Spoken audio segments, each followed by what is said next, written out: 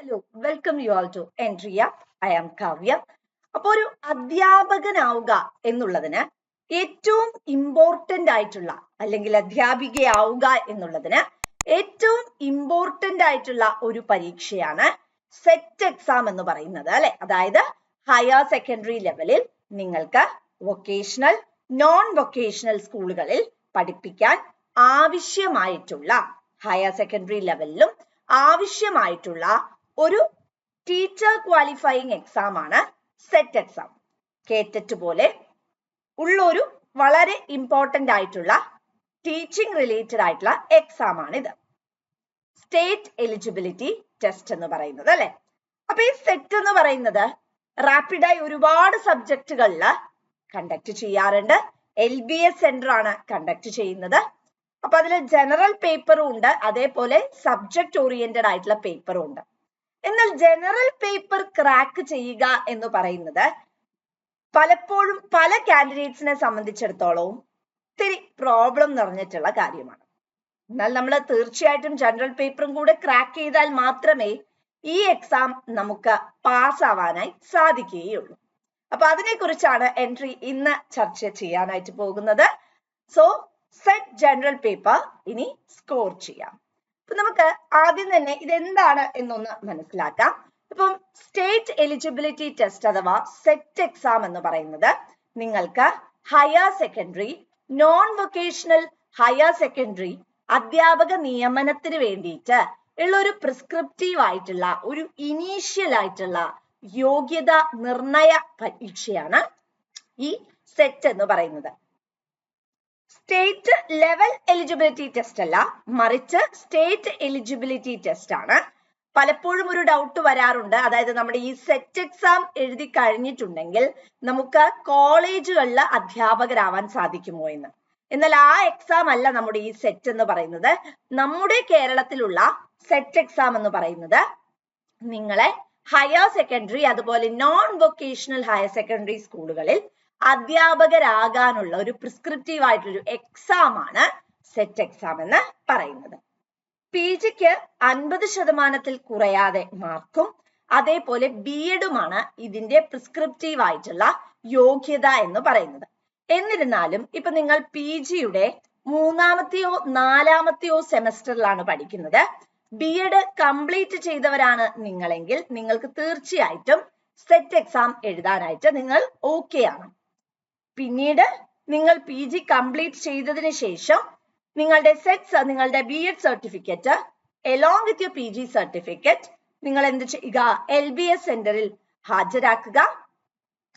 അതിന്റെ റിസൾട്ടായി നിങ്ങൾക്ക് സെറ്റ് എക്സാമിന്റെ ആ ഒരു ക്വാളിഫയിങ് മാർക്ക് ഷീറ്റ് ലഭിക്കുന്നതാണ്.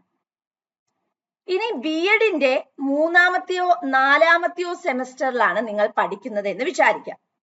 PG നിങ്ങൾ കംപ്ലീറ്റഡ് ആണ്, എന്നാലും നിങ്ങൾക്ക് എന്ത് ചെയ്യാനായി സാധിക്കും, സെറ്റ് എക്സാം എഴുതാനായിട്ട് സാധിക്കും. പക്ഷേ BEd പൂർത്തീകരിച്ചതിന് ശേഷം മാത്രമേ നിങ്ങളുടെ കയ്യിൽ എന്ത് ലഭിക്കുള്ളൂ, ഈ ഒരു സെറ്റ് സർട്ടിഫിക്കറ്റ് ലഭിക്കുകയുള്ളൂ. ഇനി ചില പ്രത്യേക വിഷയങ്ങളില് ബിരുദാനന്ത ബിരുദം ഉള്ളവരെ, അതായത് BEd വേണം എന്നുള്ള യോഗ്യതയിൽ നിന്നും എന്താക്കിയിട്ടുണ്ട്, ഒഴിവാക്കിയിട്ടുമുണ്ട്. ഇത് നമ്മൾ നോക്കുവാണെങ്കിൽ ആക്ച്വലി നമുക്ക് 2 പേപ്പറുകളാണ് ഈ ഒരു എക്സാമിന് ഉള്ളത്. പേപ്പർ 1 എന്ന് പറയുന്നത് എല്ലാ കാൻഡിഡേറ്റ്സിനും കോമൺ ആയിട്ടുള്ള ഒരു പേപ്പറാണ്. അത് 2 ഭാഗങ്ങളായിട്ടാണ് ഉള്ളത്. പാർട്ട് A ജനറൽ നോളജും പാർട്ട് B ടീച്ചിങ് ആപ്റ്റിറ്റ്യൂഡ്. ഇപ്പം ജനറൽ നോളജ് എന്ന് പറയുമ്പോൾ തന്നെ കുറച്ചു പേരെങ്കിലും എന്ത് ചെയ്തിട്ടുണ്ടാകും, ടെൻസ്ഡ് ആയിട്ടുണ്ടാകും. പക്ഷെ എൻട്രിക്ക് നിങ്ങളോട് പറയാനുള്ളത്, നമ്മൾ യാതൊരു രീതിയിലും ടെൻഷൻ ആവേണ്ട ആവശ്യമില്ല. കാരണം ഇന്ന് ഒരുപാട് സയന്റിഫിക് ഡെവലപ്മെന്റ് വന്നിട്ടുണ്ട് അല്ലെ. ഇപ്പൊ എൻട്രിക്ക് ഒരുപാട് ചാനൽസ് ഉണ്ട്. എൻട്രിയുടെ ടീച്ചിങ് യൂട്യൂബ് ചാനലിൽ തന്നെ ഞങ്ങൾ ഡെയിലി മോർണിംഗിൽ കറണ്ട് അഫയേഴ്സും GKയും ഒക്കെ ഡിസ്കസ് ചെയ്യുന്നുണ്ട്. So you can use that. അതേപോലെ തന്നെ ഇന്നിപ്പോ ആർട്ടിഫിഷ്യൽ ഇന്റലിജൻസിന്റെ കാലഘട്ടമാണ് അല്ലെ. നിങ്ങൾക്ക് ഡെയിലി ന്യൂസ് ഒരു വിരൽത്തുമ്പിൽ അവൈലബിൾ ആണ്. സോ അങ്ങനെയുള്ള ഓപ്ഷൻ നിങ്ങൾക്ക് ഉപയോഗിക്കാം. സോ ഇന്നത്തെ കാലത്ത് GK എന്ന് പറയുന്നത് it's not a hectic task. പിന്നീട് അവിടെ ഉള്ളത് പാർട്ട് B ടീച്ചിങ് ആപ്റ്റിറ്റ്യൂഡ് ആണ്. എപ്പോഴും ബി പോസിറ്റീവ് എന്ന് മാത്രമേ അവിടെ പറയാനുള്ളൂ. ഇപ്പം സേ ഫോർ എക്സാമ്പിൾ, ഒരു കുട്ടി ലേറ്റായി ഒരു ക്ലാസ്സിൽ കടന്നു വരുന്നു. നിങ്ങൾ എങ്ങനെ പെരുമാറും എന്ന് ചോദിച്ചാൽ ഞാൻ ആ കുട്ടിയെ പിടിച്ച് പുറത്താക്കും എന്നല്ല, മറിച്ച് എന്താ പറയാ, നമ്മള് ആ കുട്ടിയോട് എന്തുകൊണ്ടാണ് ലേറ്റ് ആയി വന്നത് എന്ന കാരണം നമ്മൾ ചോദിക്കും. അതൊരു പോസിറ്റീവ് ആയിട്ടുള്ള ഫോം ആണ്. So that comes under paper 1. Paper 2 എന്ന് പറയുന്ന നിങ്ങളുടെ കൺസേൺഡ് ആയിട്ടുള്ള സബ്ജക്ട് ഏതാണോ അതാണ് പേപ്പർ 2ന്റെ കീഴില് ബേസിക് ആയിട്ട് വരുന്നത്.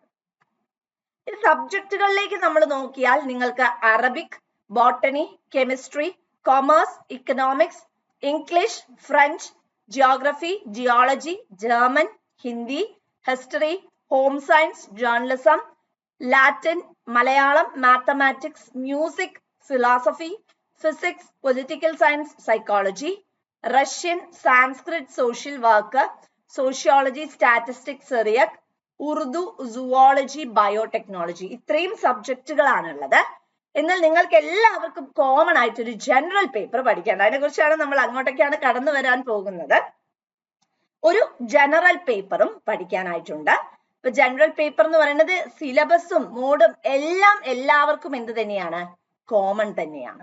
ഇപ്പൊ ഡ്യൂറേഷൻ നോക്കുകയാണെങ്കിൽ 120 മിനിറ്റ് ആണ് എക്സാം ഉള്ളത്. പേപ്പർ 1 എന്ന് പറയുന്നത് 120 ചോദ്യങ്ങളാണ്. 2 ഭാഗമാണ്. ഓരോ ഭാഗത്തും 60 ചോദ്യം. പേപ്പർ 2 എന്ന് പറയുന്നതും 120 ചോദ്യമാണ് ബേസിക്കലി വരുന്നത്. മാത്തമാറ്റിക്സ്, സ്റ്റാറ്റിസ്റ്റിക്സ് സബ്ജക്ട്സിനെ സംബന്ധിച്ചിടത്തോളം 80 ചോദ്യങ്ങളാണുള്ളത്. ഒരു ചോദ്യത്തിന് 1.5 മാർക്ക് വെച്ചാണ്. ആസ് ഇഫ് നമുക്ക് എല്ലാവർക്കും അറിയാവുന്നതാണ് അല്ലെ. കാരണം എന്താ വെച്ചിട്ടുണ്ടെങ്കിൽ അത് കുറച്ച് സമയമെടുത്ത് ചെയ്യേണ്ടതാണ്. അതുകൊണ്ടാണ് mathematics as well as statistics ചോദ്യങ്ങൾക്ക് 1.5 മാർക്ക് ഒരു ക്വസ്റ്റ്യൻ വെച്ച് തരുന്നത്. നമുക്ക് OMR ഫോമിലാണ് എക്സാം വരുന്നത്. ABCD ഒരു ഫോമിലാണ് വരുന്നത്.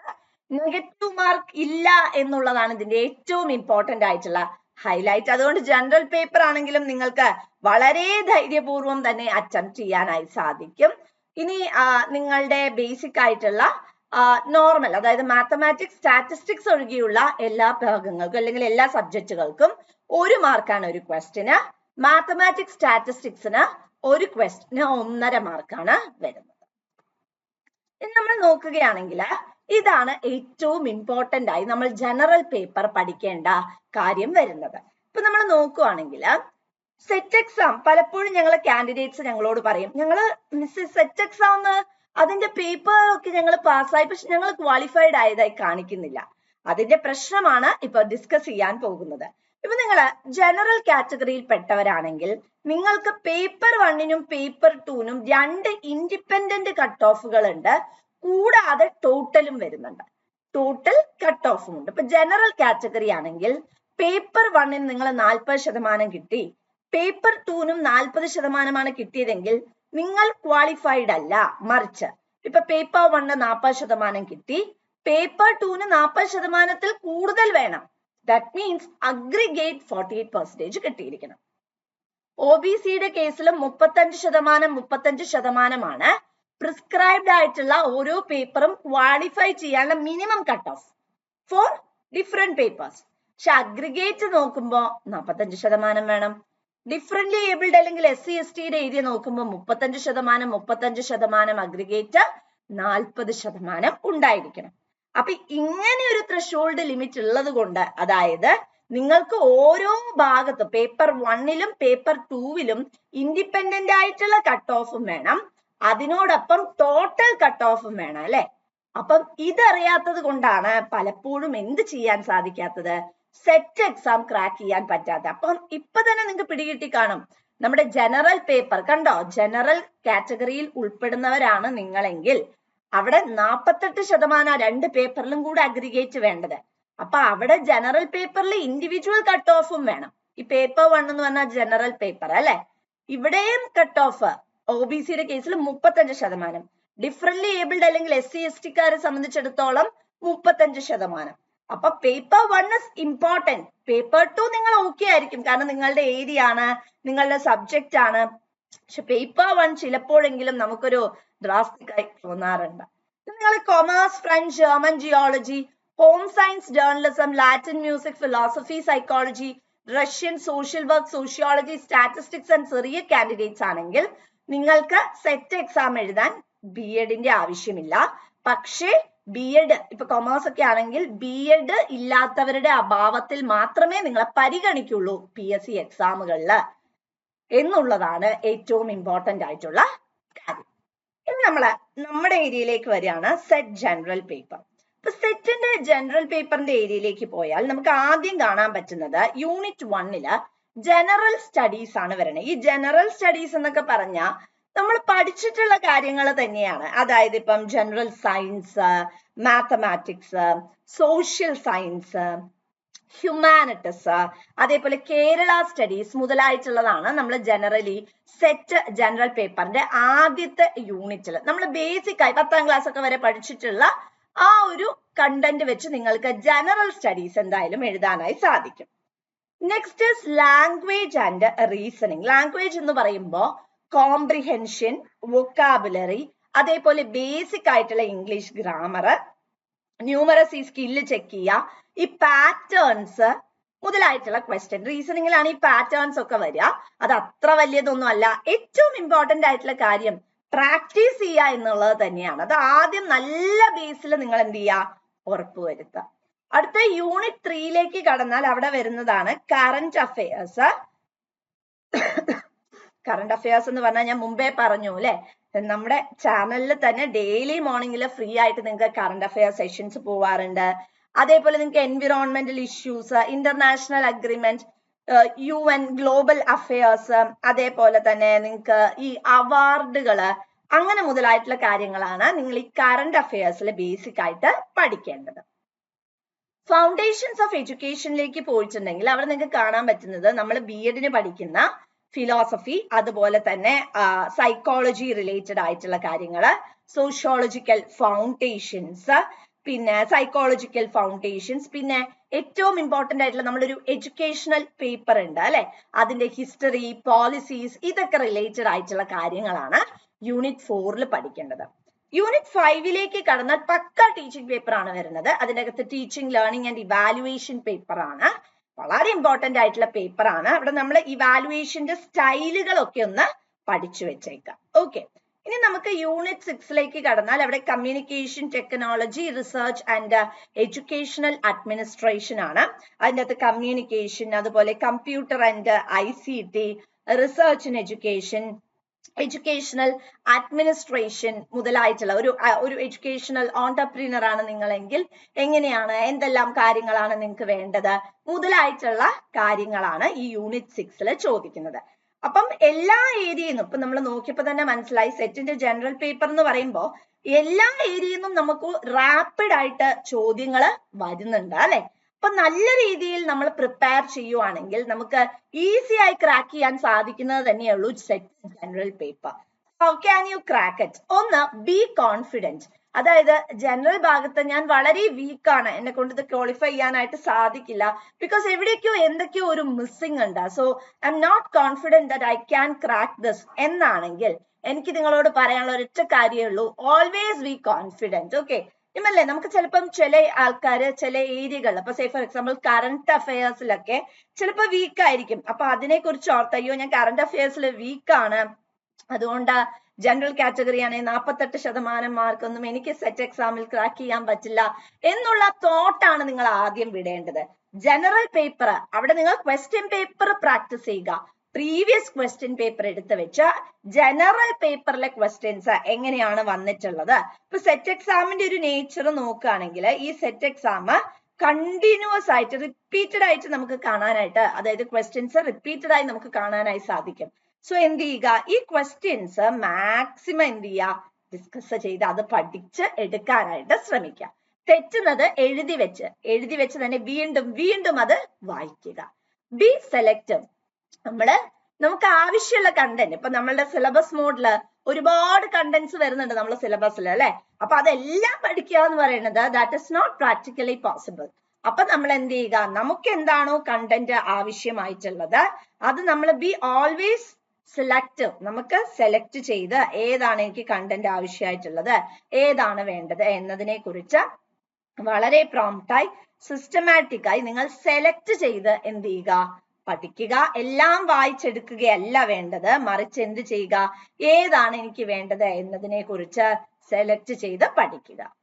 പ്രാക്ടീസ് മോർ, ഒരുപാട് പ്രാക്ടീസ് ചെയ്യുക അല്ലെ. ക്വസ്റ്റ്യൻ പേപ്പർ എത്രത്തോളം നിങ്ങൾക്ക് പ്രാക്ടീസ് ചെയ്യാൻ പറ്റുമോ അത്രത്തോളം നല്ലത്. ഗോ ഫോർ പോസിറ്റീവ് ആൻസേഴ്സ്, അതായത് ഇപ്പം ടീച്ചിങ് ആപ്റ്റിറ്റ്യൂഡിന്റെ മേഖലയിലേക്കൊക്കെ കടന്നാല് അവിടെ നിങ്ങൾ കൂടുതലായിട്ടും എന്ത് ചെയ്യുക, പോസിറ്റീവ് ആയിട്ടുള്ള ഫോമില് എന്ത് ചെയ്യാൻ ശ്രമിക്കുക, ആൻസേഴ്സിനെ മീറ്റ് ചെയ്യാൻ വേണ്ടി ശ്രമിക്കുക. ഒരിക്കലും നമ്മളെ ചീത്ത പറയും അല്ലെ നമ്മൾ പുറത്താക്കും അങ്ങനെയുള്ള ഫോമിൽ ആൻസേഴ്സ് ചെയ്യരുത്.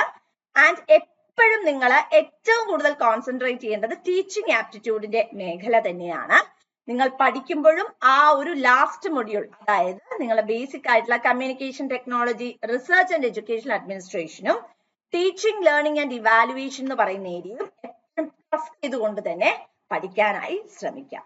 ജനറൽ പേപ്പർ ക്രാക്ക് ചെയ്യുക എന്ന് പറയുന്നത് ഒരിക്കലും ഡിഫിക്കൽട്ട് ആയിട്ടുള്ള ഒരു കാര്യമല്ല.